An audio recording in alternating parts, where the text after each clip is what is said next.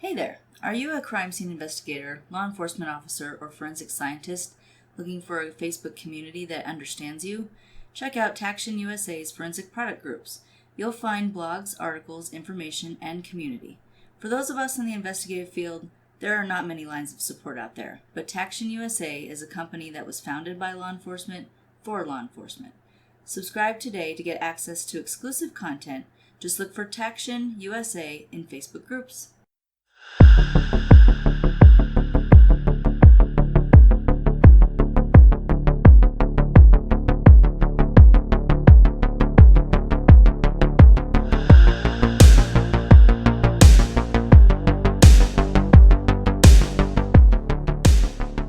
Hello everyone, and welcome once again to Crossing the Tape, your favorite true and crime podcast.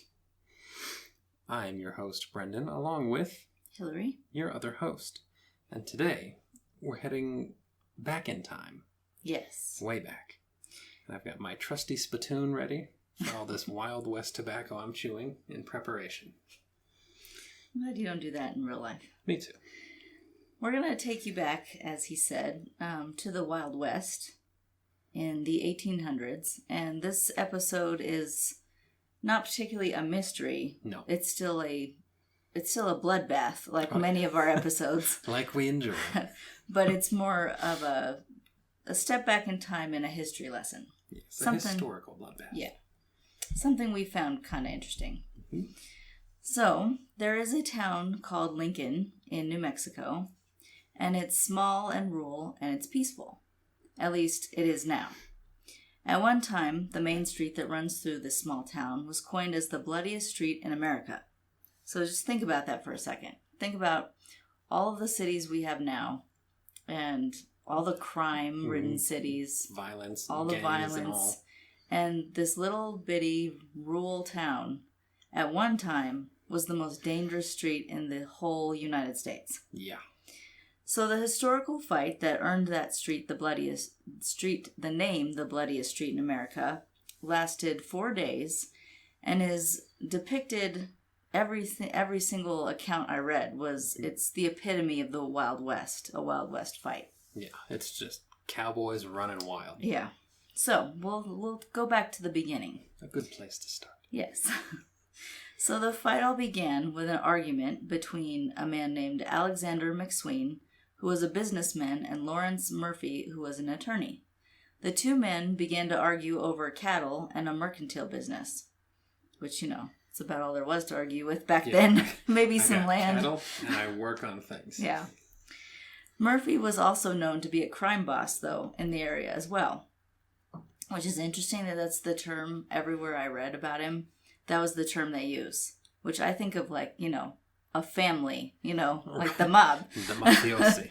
But, so it was interesting that he was known as a crime boss. Like a rancher crime boss. Right. So the disagreement occurred, the first disagreement, I guess, occurred in the mid-1870s. The two did not see eye to eye on how business should be conducted in their small town. And McSween wanted to be sure that law and order were upheld, but Murphy didn't really like that idea. As we know, he was the crime boss, so... He did things his way and didn't want any checks and balances. No. So he got pretty upset when someone was trying to make him, be accountable. Mm-hmm. As their animosity towards each other grew, it came to a head in the summer of 1878. By that time, McSween and Murphy both had hired gangs for protection. These gang members included the likes of Jesse James and Billy the Kid. Murphy, in fact, hired the James gang, and McSween chose a group of men known as the Regulators. These men were under the direction of John Chisholm, who was a local cattleman, and were men who took the law into their own hands. So, they fit right into, they actually fit in Murphy's description of things. So it's funny that McSween is the one who hired them. Yeah. Well, I think he realized he had to fight fire with fire. Right. They got a bunch of outlaws. I better get a few too. So the star of the Regulators would eventually be Billy the Kid, which I'm sure most of you have heard of, at least in name or passing.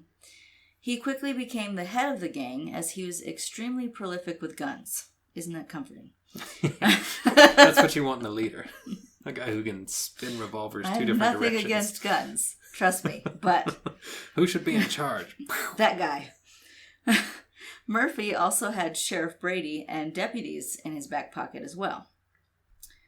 So as time went on, the two parties grew more and more at odds, and one of the pivotal moments was when Sheriff Brady shot and killed McSween's business partner, at the behest of Murphy. So Murphy hired a hit, basically. From the sheriff.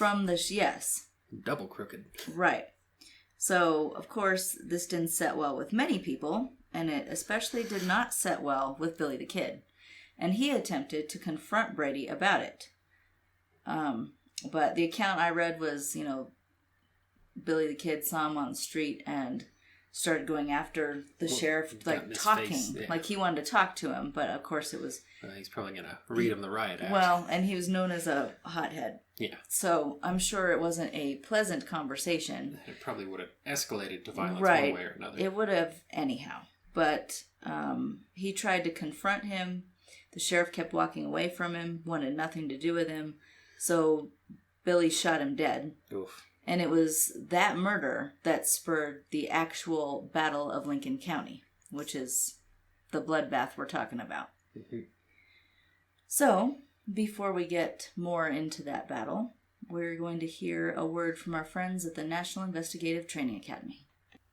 If you are looking for a career change or to expand your knowledge in an already established one, look no further than the National Investigative Training Academy.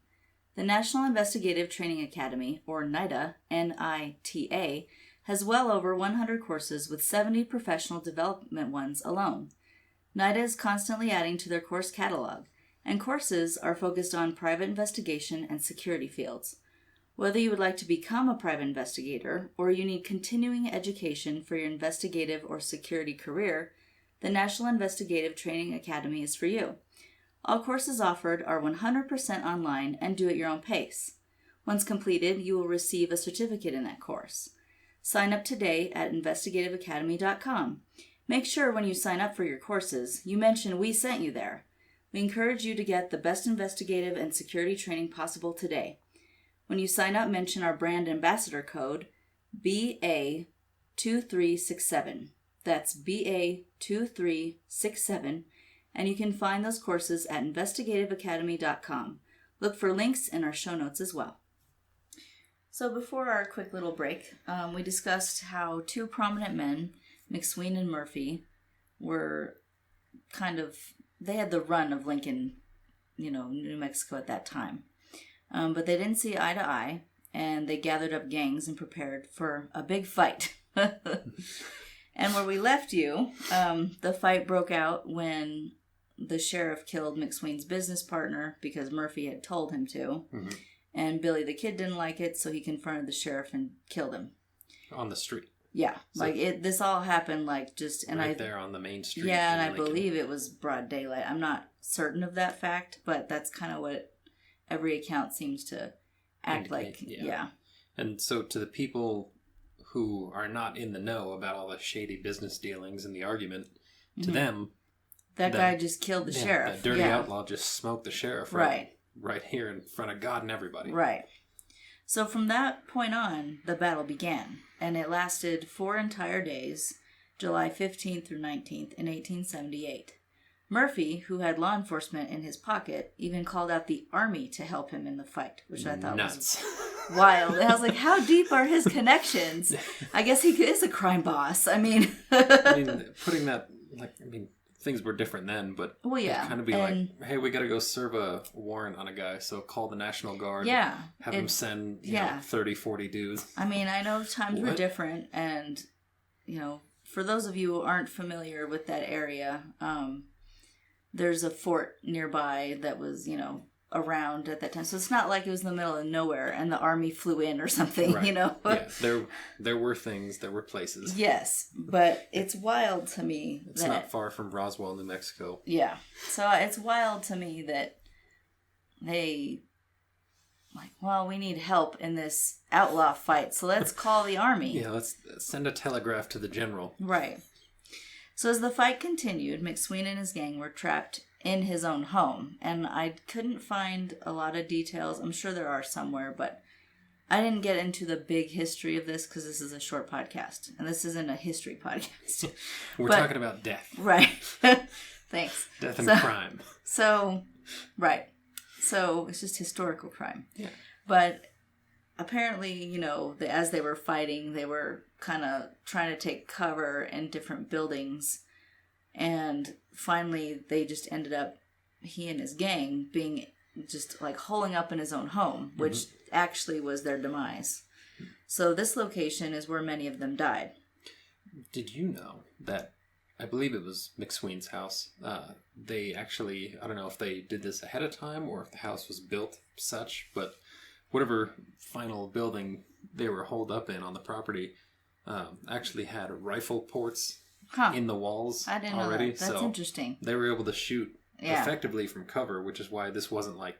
Right. They weren't just wiped out instantly by the army. They actually... Yeah, and that's probably why they hold up in there. But, So they were just shooting through little holes in the wall and then staying down while they reloaded. But this is the location where many of his gang died, including McSween himself, who was killed. However, Billy the Kid remained alive. Imagine that. He's like a cockroach. I mean, he had 9 lives. Well, yeah, he's only 21 when he did die, but he really did. He survived some he'd looked death serious in the face business many times before 21. So after all the battle, McSween's wife tried to get Murphy prosecuted, but to no avail. Which I bet he had the attorneys in his pocket. Course, So I thought that was an interesting fact that. Being the crooked attorney. Wow, the law didn't apply to him? Right. From there was a bounty of $500 for Billy, and he was eventually caught, convicted, and sentenced to hang. However, his notorious temper and violence didn't stop there, and while the new sheriff, who had been appointed after Brady, Pat Garrett, was out looking for actual lumber to use to hang Billy... he worked on his escape. So I thought that was interesting too. That it was the sheriff's job to go find the good tree. He's going to go find the lumber to make the gallows. So while he's out doing that errand, Billy the Kid's working on his escape. And while he was unsupervised for a short amount of time, which also bewilders me, and I don't know what that means. I don't know if it means that there were 4 guards downstairs of the courthouse, because that courthouse has 2 levels. Yeah. And Billy was housed upstairs. Yes. So, I don't know if that means there were people downstairs guarding him, or there was somebody outside his door, or nobody was at the courthouse that moment except one person. So, I think the guards were a bit arrogant. Yeah. I know I've read something about a citizen had written, especially one of the guards, I think the one who was supposed to be watching Billy. Yeah. We'll talk about the gun in a minute. Yeah. But a citizen, a concerned guy, had written to the sheriff, said, your guys are taking this very lightly, but this is Billy the Kid. This isn't just drunk Joe who punched somebody. Yeah. This guy's serious business, and if you don't watch him like a hawk, he's going to get away and he's going to kill. Well, and the thing is he wasn't, he was a criminal. He started... again, I won't go into the whole history, but he started young. He started by stealing. It escalated from there. He came from New York. Mm-hmm. So, I don't know what age he moved to New Mexico, but, I believe it was in his teens. Yeah. But I think he had already probably started back then, Yeah, he was probably a street ruffian in New York. Probably. And then he comes to New Mexico and wreaks havoc. And not only that, but he was really good at everything he did, whether it was a good thing or a bad thing. He's one of those annoying people. He was really good, and he was really smart. Try something once and he's great at it. Yes, he's really intelligent. Mm-hmm. So that makes him even more dangerous. And he looked like an absolute dog. Yeah. So he's got a scary face to begin with. Well, and every picture I see, he looks like he should be a rodeo clown. Like the way he's dressed. He's a strange kind of... baggy, weirdly proportioned. Right. Anyhow, so while he was unsupervised for a short amount of time, he slipped his handcuffs off and tried to escape the Lincoln County Courthouse from the second floor, but on his way out, he had grabbed a shotgun. I believe it was a shotgun or a rifle. Mm-hmm. It was a rifle, I guess.